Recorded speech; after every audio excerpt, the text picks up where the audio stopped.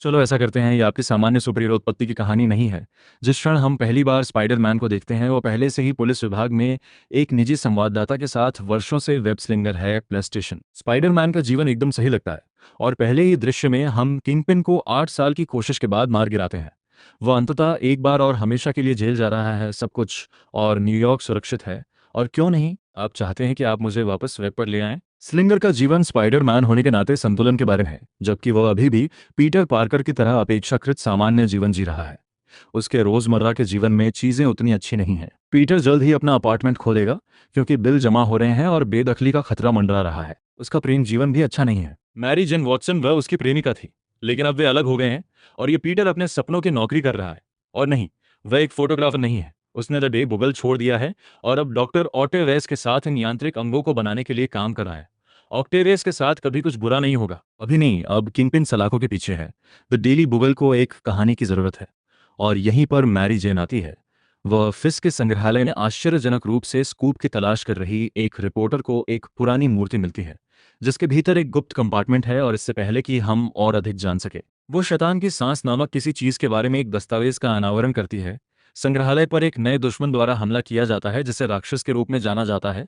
वे दस्तावेज लेते हैं और स्पाइडरमैन से बचते हैं। नमस्ते पीटर और एमजे रात के खाने पर फिर से जुड़ते हैं जब तक कि वह उसे छोड़ नहीं देता। एक बहुत ही महाकाव्य बॉस लड़ाई में शॉकर को हराने के लिए पीटर अपनी चाची मे के बहुत करीब है, जो एक स्थानीय फीस्ट रसोई में काम करती है, जो बेघर लोगों के लिए एक जगह है। पीटर अक्सर अपनी चाची से मिलने के लिए यहाँ आता है और उसने प्रतिष्ठान के मालिक श्री मार्टिन ली के साथ संबंध बनाए हैं, जिनके पास कला इतिहास में डिग्री है, जो एक संयोग है क्योंकि पीटर को संग्रहालय से लिए गए राक्षस मुखौटे की पहचान करने के लिए उसकी आवश्यकता है। डकैती मार्टिन ली ने पीटर को चेतावनी दी कि यदि एमजे ने यह कहानी नहीं छोड़ी तो वो मुसीबत में पड़ सकती है।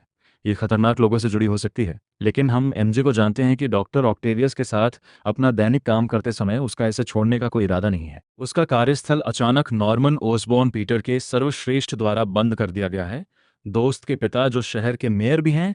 और ऐसा निश्चित रूप से प्रतीत होता है कि वह अपने पूर्व व्यापारिक साझेदार और प्रतिस्पर्धी को अपने पीछे रखने के लिए जानबूझकर ऐसा कर रहे हैं। ओह, और यहाँ एक महत्वपूर्ण कथानक बिंदु है, क्योंकि पीट का सबसे अच्छा दोस्त हैरी ओसबॉर्न इस खेल में नहीं है।